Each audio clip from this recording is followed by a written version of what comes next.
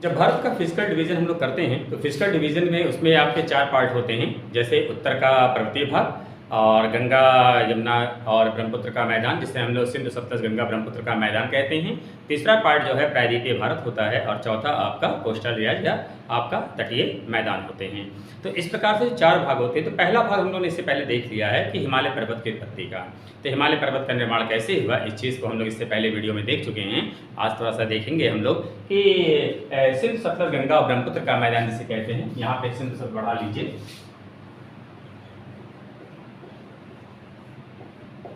तो सिंधु सतलज गंगा ब्रह्मपुत्र का जो मैदान होता है, तो इसके बारे में इसके कई नाम हो जाते हैं। कभी कभी किसी किताब में लिखा रहता है सिंधु और गंगा का मैदान, किसी बुक्स में लिखा रहता है सिंधु सतलज गंगा का मैदान, किसी में लिखा रहता है सिंधु सतलज गंगा ब्रह्मपुत्र का मैदान, किसी में लिखा रहता है कि सतलज गंगा यमुना और सिंधु का मैदान। एक्चुअली ये सब एक ही क्षेत्र है, ये क्षेत्र है, लेकिन क्योंकि इसमें सिंधु का काफ़ी पोर्शन जो है आपके पाकिस्तान में चला जाता है, तो इसलिए उसको ना कह के सतलज गंगा यमुना और ब्रह्मपुत्र का मैदान, क्योंकि भारत में यही पोर्शन आपका पड़ता है, तो ये नाम इसमें दे दिया जाता है। यह मैदान बना कैसे, सबसे पहले हम लोग इसको देख लेते हैं। इसमें जो आपने जब प्लेट टेक्टोनिक थ्योरी को देखा, तो उस प्लेट टेक्टोनिक थ्योरी में जो है, उसमें जब हिमालय का उत्थान होता है, तो हिमालय के उत्थान के समय जो है जो टेथीस सागर रहता है, तो टेथीस सागर का मलबा वलित होता है और उससे हिमालय का उत्थान होता है। तो अगर इससे पहले की कंडीशन में हम देखें तो वो क्या होता है, यूरेशियाई प्लेट जो है, यूरेशियाई प्लेट के नीचे आपकी भारतीय प्लेट जब अधोगमित होती है, तो जब हिमालय के पास जो है भारतीय प्लेट अधोगमित होती है, तो एक वी आकार की घाटी बनती है। और जो वी आकार की घाटी बनती है, उस वी आकार की घाटी में आपके हिमालय पर्वत से जो नदियाँ नीचे उतर रही थीं, उनका भी अवसाद उसमें गिरा। और जो प्रायद्वीपीय भारत की नदियाँ थीं उत्तर भाग की इसकी, जैसे है चंबल है, बेतवा है, केन है, काली सिंध है, सोन है, तो इन नदियों का जल भी उसके घाटी में गया। तो एक तो हिमालय के उत्तर, जब यूरेशियाई प्लेट और भारतीय प्लेट जब उसके नीचे अधोगमित हुई, तो जो वी आकार का, इसमें जैसे ये हिमालय का ये उत्थान हो रहा है, तो और यहाँ ये यूरेशियाई प्लेट है, ये भारतीय प्लेट है, जब इसके अंदर गया तो ये जो वी आकार यहाँ बना, इस वी आकार में जितना भी हिमालय से नदियाँ नीचे की ओर आई, उनका अवसाद भी उसमें गिरता गया। और प्रायद्वीपीय भारत के उत्तरी छोर में जो नदियाँ, जैसे जिसमें चंबल है, बेतवा है, सोन है, केन है, सोन है, तो ये सारी की सारी नदियाँ अपना अवसाद लाके उसमें गिराती गईं। बाद में पूरा घाटी पूरी पट गई, और पटने के बाद जो मैदान निर्मित होता है, ये आपका क्या कहलाता है, इसे बृहद मैदान कहा गया, जिसे हम लोग सिंधु सतलज गंगा ब्रह्मपुत्र का मैदान कहते हैं, क्योंकि इसमें सिंधु नदी का भी योगदान रहा। सिंधु नदी के बाद जो पंजाब की 5 नदियां हैं, जिसमें झेलम, चिनाव, रावी, सतलज, ब्यास, इनका भी योगदान रहा। इसमें आपका गंगा और यमुना, गंगा की और उसकी सहायक नदियों का योगदान रहा, और ब्रह्मपुत्र का भी योगदान रहा। तो इसीलिए इसे हम लोग अलग अलग नामों से, कहीं पे सिंधु सतलज गंगा का मैदान कहते हैं, कहीं सिंधु सतलज गंगा यमुना ब्रह्मपुत्र का मैदान कहते हैं, कहीं पे सतलज गंगा ब्रह्मपुत्र का ही मैदान कहते हैं। तो इस प्रकार से इसके नाम कर दिए जाते हैं। ये बहुत बड़ा क्षेत्रफल में फैला हुआ है। नक्शा यदि आप खोल लें, तो नक्शा खोल के आप बैठेंगे, मैं बोलता रहता हूँ, थोड़ा नक्शे में आप देखते रहिएगा सब, तो आपको भी समझ में आसानी से आ जाएगा। इसका जो इस मैदान की कुल जो लंबाई है, क्योंकि एक बृहद चाप के रूप में फैला हुआ है, अब बृहद चाप के रूप में फैला हुआ है, तो कर्व लेने की वजह से इसकी लंबाई ज़्यादा हो जाती है। कुल मैदान की लंबाई तो वैसे 3200 किलोमीटर है, अलग अलग किताबों में कुछ अलग अलग बताया रहता है, तो बहुत परेशान होने की आवश्यकता नहीं है। आप लगभग कुल मैदान की लंबाई 3200 किलोमीटर कह के आप वो गलत नहीं माना जाएगा, आप लगभग लगा देंगे। जब भी कोई डाटा इस तरह का रहे कि क्षेत्रफल कितना है, क्योंकि किसी किताब में जैसे सिंधु सतलज गंगा ब्रह्मपुत्र का मैदान, किसी किताब में लिखा रहता है कि इसका क्षेत्रफल 7.5 लाख वर्ग किलोमीटर है, किसी में 7.8 लाख वर्ग किलोमीटर रहता है, तो परेशान होने की आवश्यकता नहीं है। उसे आप 7.5 जिसे कहते हैं लिखकर 7.8 लाख, यहाँ पे जैसे मैंने 8 लिख दिया है, आप इसे 5 भी कर सकते हैं, कोई गलत नहीं है ऐसा। तो 7.5 लाख वर्ग किलोमीटर 6 लगभग लगा दीजिएगा, तो मान लिया जाता है। उसमें इतना भी कोई नाप की इंची टेप से उसको नहीं बैठता है।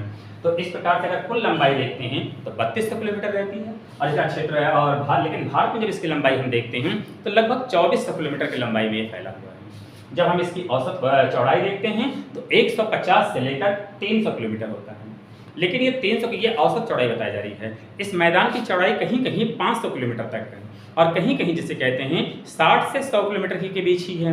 तो इस प्रकार से इसकी लंबाई कहीं ज़्यादा कहीं कम, लेकिन औसत रूप से अगर देखें तो आपका 150 से लेकर 300 किलोमीटर तक की इसकी औसत चौड़ाई देखने को मिलती है। क्षेत्रफल देखते हैं 7.5 लाख वर्ग किलोमीटर के करीब आता है। तो इस प्रकार से मोटा मोटा इसका जो है किस प्रकार से जो है इसका क्षेत्रफल का विस्तार कैसे रहा है, लंबाई चौड़ाई क्या है, ये ध्यान रखने की बातें हैं, इसे ध्यान रखे रहिएगा। वैसे तो जब हम क्षेत्रीय रूप से इसका हम वर्गीकरण करते हैं तो क्षेत्रीय रूप से इसको 4 भागों में डिवाइड किया गया है। सबसे पहला आपका राजस्थान का मैदान, पंजाब हरियाणा का मैदान, गंगा का मैदान और ब्रह्मपुत्र का मैदान।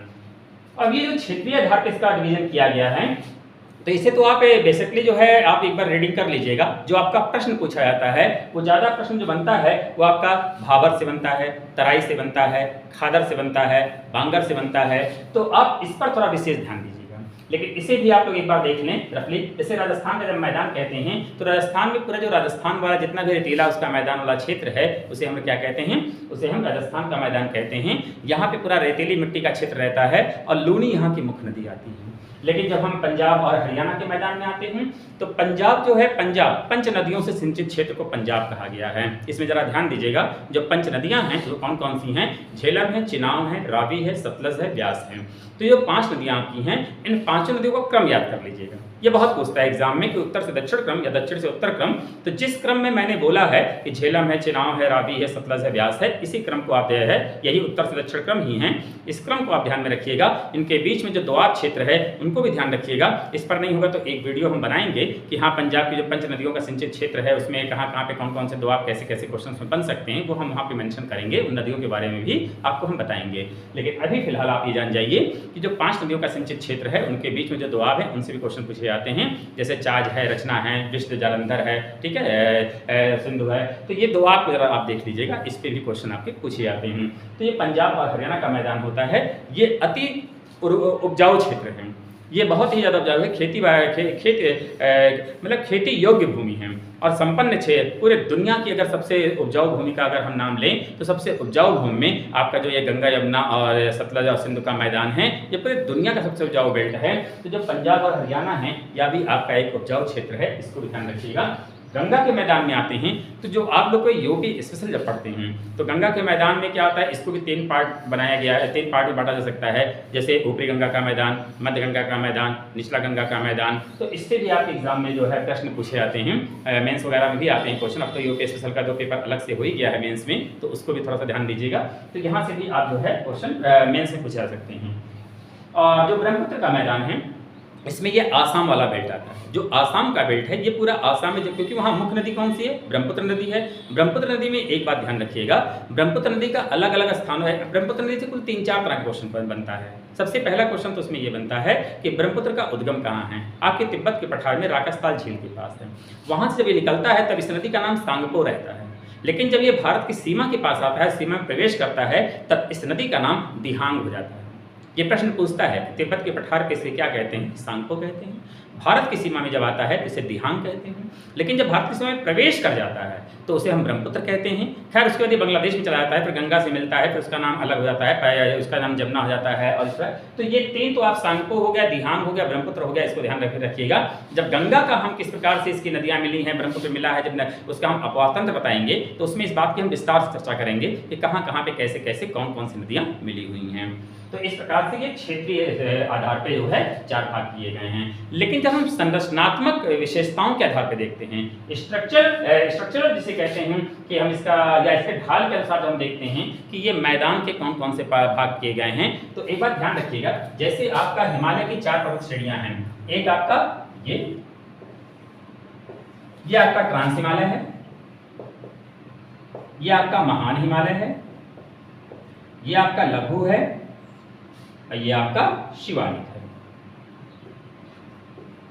तो शिवालिक है तो इसी मैदान में संरचना की दृष्टि देखते हैं तो लगभग 8 किलोमीटर चौड़ी पट्टी के रूप में, कहीं कहीं 8 से 16 भी लिखा मिलता है, कहीं कहीं 8 से 10 लिखा मिलता है, लेकिन 8 किलोमीटर एवरेज रूप से ये चौड़ी पट्टी के रूप में जो है यहाँ पर जो है आप गंगा के ये इस तरह से ये 8 किलोमीटर चौड़ी पट्टी के रूप में ये शिवालिक श्रेणी के दक्षिण में ही आपकी एक संरचना, एक स्थलाकृति पाई जाती है, जिसे हम लोग क्या कहते हैं, भाबर कहते हैं। ये भाबर वाला जो क्षेत्र होता है, ये जो हिमालय पर्वत से जितने भी कंकड़ पत्थर, जो बड़े बड़े बोल्डर पत्थर होते हैं, जब उनका आकार थोड़ा बड़े आकार का रहता है, जब ऊपर से लुढ़कते हुए नीचे आते हैं तो पूरा ऐसे हिमालय पर्वत की तलहटी से लगे हुए कुछ दूरी तक जो है वो बोल्डर कंकड़ पत्थर थोड़े बड़े आकार के जो रहते हैं वो पूरा फैल जाते हैं। थोड़ा सा आप इसे इस तरह समझिएगा, ये मैं समझाने के लिए बता रहा हूँ। जैसे आपने कोई एक ट्राली गिट्टी है और गिट्टी को आप ऐसे बिछा दीजिए, तो जैसे वो देखने में समस्या लगती है तो थोड़ा कंकरीला पथरीला क्षेत्र सा रहता है पर्वतीय क्षेत्रों में। तो इस प्रकार से 8 किलोमीटर चौड़ी पट्टी के रूप में शिवालिक के दक्षिण की ओर जो है ये फैला रहता है, जिसे हम किस नाम से जानते हैं, इसे हम लोग भावर कह देते हैं। क्या कहते हैं इसे? इसे हम लोग भावर कह देते हैं। ये गंगा, इसे तो थोड़ा सा अभी हाँ देखने में दिक्कत ना हो इसको प्रयास करिए। ये आपका ये भावर का बेल्ट हो गया, ये आपका ये भावर का बेल्ट हो गया। अब इसमें जो हिमालय की नदियां उतरती हैं, आपके नीचे से तो नदियां जा रही हैं, अगर आप उस गिट्टी के ऊपर खड़े रहेंगे तो आपको मालूम ही नहीं चलेगा कि मेरे पैर के नीचे से कोई नदी बह रही है, लेकिन ये नदी आगे जाके दिखती भी है, लेकिन उस समय नहीं मालूम होगा। समझने के लिए जैसे आप एक ट्रक गिट्टी गिरा दीजिए और वहां पे कम से कम 10 ड्रम पानी गिरा दीजिए, तो क्या वो पानी दिखेगा? नहीं, वो तो गिट्टी के नीचे चला जाएगा। तो इसी प्रकार आपके नीचे से नदियां बह रही हैं और आप जान नहीं पाते हैं। तो ये आपका कंकरीला पथरीला जो स्थान होता है, इसे हम भावर कह देते हैं। भावर के ही आपके दक्षिण में, ठीक है, यहाँ पे लगभग 15 से 30 किलोमीटर की चौड़ाई में यहाँ पे आपकी बारीक कंकर पत्थर के जो है आपके मैदान मिलते हैं। तो बारीक कंकर पत्थर से जो स्थलाकृति निर्मित होती है उसे हम तराई कहते हैं। तो ये तराई वाला बेल्ट हो जाता है। और ये तराई जो है, तो इस प्रकार से शिवालिक के दक्षिण में पहले भावर की एक पट्टी होती है और इसके दक्षिण में एक तराई की पट्टी होती है। यहाँ पे मच्छरों का प्रकोप ज्यादा रहता है। एक बार प्रश्न पूछा भी गया है कि किस बीमारी का प्रकोप यहाँ ज्यादा होता है? यहाँ मलेरिया का प्रकोप ज्यादा रहता है, ये प्रश्न पूछा गया है। तो इस प्रकार से ये जो बारीक कंकर पत्थर जब आएगा तो तराई का बेल्ट रहेगा, लेकिन जब बड़े कंकर पत्थर रहेंगे तो भावर का बेल्ट रहेगा। तो इस प्रकार से अगर आप ध्यान दीजिए तो संरचनात्मक विशेषताओं और ढाल के आधार पर जो है इसको 2 भागों में डिवाइड किया गया है। यहाँ पे एक बात और ध्यान रखिएगा, जब आप नक्शा को जरा खोलिए और जरा उस नक्शे को देखने के बाद वहां पे आप अरावली पर्वत को देखिए। अरावली पर्वत को हम देखते हैं तो इस प्रकार से यहाँ पे एक प्रश्न और पूछा जाता है कि जो अरावली पर्वत होता है, ये जो सिंध वाला क्षेत्र है, जो सिंध और उसकी सहायक नदियों का क्षेत्र और गंगा और उसकी सहायक नदियों का क्षेत्र, इनके बीच में एक जल विभाजक के रूप में काम करता है। तो जो आपका अरावली पर्वत है, ये अरावली पर्वत के जब आप पश्चिम में जाते हैं तो वहाँ पे सिंध और उसकी सहायक नदियाँ, जिसमें आपका झेलम, चिनाव, रावी, सतलज, ब्यास, ये सारी नदियों का क्षेत्र, तो एक तो वो सारी नदियाँ होती हैं। और जब पूरब में आते हैं तो गंगा, यमुना और उसकी सहायक नदियों का क्षेत्र होता है। तो इस प्रकार से गंगा, यमुना और सिंध की सहायक नदियों के बीच जल विभाजक कौन कार्य करता है? वो आपका अरावली पर्वत श्रेणी काम करता है। तो ये एक जल विभाजक के रूप में प्रश्न पूछा जा सकता है। और इसकी इस प्रकार से अगर देखा जाए तो अरावली के पश्चिम के मैदान को पश्चिमी मैदान कहते हैं और पूरब के मैदान को पूर्वी मैदान कहते हैं। तो जो पश्चिमी का मैदान है, पश्चिम का मैदान, क्योंकि वो मैक्सिमम हिस्सा उसका पाकिस्तान में चला जाता है, उसका आधा से भी कम हिस्सा भारत में है, तो इसलिए उससे तो अपने प्रश्न नहीं पूछा थे, क्योंकि हमारा जो सिलेबस है वो भारत का भूगोल है, तो हमें भारत के भूगोल में रहना है। तो लेकिन जब उसके हम जो है पूर्वी भाग में आते हैं तो पूर्वी भाग में उच्चावच के आधार पर, रिलीफ मैप के आधार पर जो पूर्वी मैदान है उसके भी 2 भाग कर दिए गए हैं। अब उसमें जो है एक आपका बांगर होता है और एक आपका खादर होता है। अब ये बांगर क्या क्षेत्र है? बांगर वास्तव में ये प्राचीन कांप से निर्मित है। बांगर या खादर दोनों जो है एक ही प्रकार से निर्मित होते हैं। इसको जरा समझने का प्रयास करिएगा कि जब नदियों द्वारा जो बहा कर लाई गई मिट्टी होती है, तो नदियां जब बहा कर लाई गई मिट्टी होती है, जब बाढ़ आता है, फ्लड आता है, तो बाढ़ के द्वारा वो पूरा मैदान ऐसे फैला दिया जाता है मिट्टी। तो एक बार मिट्टी फैलाई, 2 बार बाढ़ आया, 3 बार, क्योंकि हर साल लगभग बाढ़, तो जितने बाढ़ वाले एरिए होते हैं जब वहां पे बाढ़ आता है, फ्लड आता है, तो पूरा एक परत, 2 परत, 3 परत, 4 परत करते करते उसकी ऊंचाई थोड़ी बढ़ जाती है। और जब उसकी ऊंचाई आपकी बढ़ जाती है तो वहां पे बाढ़ का पानी नहीं पहुंचता है। और जहां पे बाढ़ का पानी नहीं पहुंचता है लेकिन वो नदियों के द्वारा बहाकर लाई गई मिट्टी से ही निर्मित हैं, तो ऐसे क्षेत्रों को हम लोग बांगर कहते हैं। तो ये बांगर जो है ये प्राचीन कांप जो है, एलुवियल सॉइल जो होती हैं, नदी के द्वारा बहाकर जलोढ़ मिट्टी होती हैं, जलोढ़ मिट्टी जो नदियों से बहा कर लाई गई हैं, उस मिट्टी से जो निर्मित क्षेत्र होता है उसे हम लोग बांगर कहते हैं। इन क्षेत्रों में गेहूं की पैदावार जबरदस्त होती है। तो इस प्रश्न पे भी ध्यान रखिएगा, ये प्रश्न पूछा गया है कि गेहूं का खादर या बांगर में किसमें गेहूं की फसल ज़्यादा अच्छी होती है? वो खादर में होता है, सॉरी बांगर में होता है। तो बांगर क्षेत्र जो है ये आपके प्राचीन कांप से एक निर्मित मिट्टी होती है, निर्मित क्षेत्र होता है। अब इसी बांगर वाले क्षेत्र में कभी कभी अपर्दन के कारण, इरोजन के कारण क्या होता है, मिट्टी कट के बह जाती है। और जब मिट्टी कट के बह जाती है तो मिट्टी का कट के, मुलायम मिट्टी जो रहती है उसका कट के बह जाना जो होता है, तो उस कट के बह जाने वाले उस क्षेत्र को हम क्या कहते हैं? उसे भूर कहते हैं। लेकिन इसे कहते हैं जब अत्यधिक सिंचाई कर देते हैं इन क्षेत्रों में, भूर जो होता है वहाँ उठा हुआ स्थान होता है, जब जो पहले इसे समझ लीजिए कि जो अपरदन के कारण मिट्टी कट के बहती है तो वो तो कट के बही तो कहीं कहीं बीच में जो ऊंचे टीले टाइप हो जाते हैं, तो उन क्षेत्रों को हम क्या कहते हैं, उसे हम भूर कहते हैं। लेकिन कभी कभी इन्हीं क्षेत्रों में हम फसल लेने के लिए, क्योंकि मिट्टी तो उपजाऊ है ही है और वहाँ पे गेहूं की फसल तो हो ही रही है, लेकिन कभी कभी सिंचाई ज़्यादा करके ताकि हम अच्छी फसल पैदावार कर ले जाएं, तो जब अत्यधिक सिंचाई कर देते हैं तो उसमें भारी तत्व नीचे की ओर चले जाते हैं और हल्के तत्व ऊपर आते हैं, तो खेतों के ऊपर एक सफ़ेद सी परत नमक की जमा हो जाती है, और जो सफ़ेद नमक की परत जमा हो जाती है उसे हम क्या कहते हैं, उसे रेह या कल्लर कहते हैं। रेह या कल्लर भी आपके एग्जाम में पूछा गया प्रश्न है। ये बांगर के क्षेत्रों में पाए जाने वाली भूमि होती हैं। तो बांगर के बाद जो दूसरा होता है उसे हम खादर कहते हैं। खादर किसे कहते हैं? खादर वह स्थान होता है जहाँ पर नदी का बाढ़ का पानी लगातार आता रहता है। अब बाढ़ का पानी जहाँ लगातार आता रहता है तो वहाँ पे आए दिन, तो जैसे उत्तर प्रदेश में, बिहार में इस तरह के काफ़ी क्षेत्र होते हैं, तो जहाँ जिस भूमि पर बाढ़ का पानी लगातार हर साल आता रहता है तो वहाँ पर जो जलोढ़ मिट्टी बहाकर लाई जाती है उसे हम खादर कहते हैं। ऐसे क्षेत्रों में धान की पैदावार अच्छी होती है। तो इस प्रकार से ये भी प्रश्न पूछा गया है कि नवीन काव्य से कौन निर्मित है और प्राचीन काव्य से कौन निर्मित है। तो अगर प्राचीन काव्य कहेंगे तो बांगर का क्षेत्र आएगा, नवीन काव्य कहेंगे तो खादर का क्षेत्र आएगा। और ये जो सिंधु सतलज गंगा ब्रह्मपुत्र का मैदान है, किन किन राज्यों में इसका फैलाव है, तो आप नक्शे में जरा देखेंगे तो जो पंजाब और हरियाणा हो जाता है, उत्तर प्रदेश, बिहार, झारखंड आता है, झारखंड के बाद आप पश्चिम बंगाल आता है और सीधे आप ब्रह्मपुत्र में जाए वहाँ आसाम में चले जाइए। तो ये सारा का सारा क्षेत्र जो है आपका मैदानी क्षेत्र के अंतर्गत आता है। अब इसी में जब ब्रह्मपुत्र के मैदान की ओर जाते हैं तो वहाँ ब्रह्मपुत्र नदी से एक प्रश्न और भी पूछता है, किस नदी में अवसाद की मात्रा ज़्यादा है। तो अवसाद की मात्रा ब्रह्मपुत्र नदी में ज़्यादा है, इसको भी ध्यान रखिएगा, क्योंकि जो नदी जितने ज़्यादा लंबाई क्षेत्र से गुजरेगी तो उससे उतना अपरदन होगा और उतना ही उसमें जिसे कहते हैं अवसाद रहेगा। तो जब अवसाद जाए तो क्योंकि ये जो ब्रह्मपुत्र नदी है ये लंबे क्षेत्र से आ रही है, जब लंबे क्षेत्र से आ रही है तो इसके अंदर अवसाद भी बहुत ज़्यादा रहता है, जिसे सेडिमेंट कहते हैं। तो ये जहाँ भी आता है तो उसका अवसादीकरण भी बाढ़ आता है तो ये क्या करता है, फैला देता है। तो आपके जिसे कहते हैं कि ये जो ब्रह्मपुत्र से एक प्रश्न जो सबसे अहम बनता है वो ये भी बनता है कि किस नदी में अवसाद की मात्रा ज़्यादा होती है। तो आपके ब्रह्मपुत्र के मैदान नदी में आपकी अवसाद की मात्रा ज़्यादा होती है। तो इस प्रकार से कम समय में सिंधु सतलज गंगा ब्रह्मपुत्र के मैदान को बताने का प्रयास किया गया है। इसको जरा सा आप ध्यान देंगे। इसमें एक बात और ध्यान देंगे कि जो अरावली के पश्चिम का मैदान, अरावली के पश्चिम के मैदान में जो आपका सिंधु और उसकी सहायक नदियों का क्षेत्र है, उन स्थानों पर क्या होता है, कहीं कहीं बीच बीच में निम्न भूमि पाई जाती है। और निम्न भूमि मतलब निचली भूमि रहती है, निम्न भूमि। तो निम्न भूमि या निचली भूमि जो रहती है उसे हम लोग तल्ली कहते हैं। और जब उस तल्ली में क्या होता है, बरसात का पानी इकट्ठा जाता है तो एक तालाब जैसी संरचना बन जाती है, जिसे हम लोग डाढ़ कहते हैं। तो तल्ली या टाट क्या होता है, ये भी प्रश्न पूछा जा सकता है, तो इनको भी ध्यान रखिएगा। तो इस प्रकार से आपको जो विशेष रूप से फोकस करना है वो किस पे फोकस करना है, वो आपको भाबर पे, तराई पे, बांगर पे, खादर पे, आप इन बिंदुओं पर करिएगा। और ये संरचना ये बनी कैसे है, इसको पहले एक बार मैं फिर रिपीट कर रहा हूँ कि जब आपके यूरेशियाई प्लेट के अंदर भारतीय प्लेट का अधोगमन होता है तो बीच में वी आकार की घाटी बनती है, और वी आकार की घाटी में दोनों, चाहे आपके हिमालय पर्वत की ओर से और चाहे प्रायद्वीपीय भारत के उत्तर की ओर से जो भी नदियाँ आई उसमें आपका अवसाद जमा होती गई और बाद में मैदान बन गया और इसकी गहराई लगभग 3000 मीटर तक हो गया। और इस प्रकार से काफ़ी उपजाऊ बेल्ट है। अब इस जो आप मैदान को देख रहे हैं तो कभी कभी आपके मेंस में इसका महत्व भी पूछ लेता है कि आपके सिंधु सतलज गंगा ब्रह्मपुत्र के मैदान का महत्व बताइए।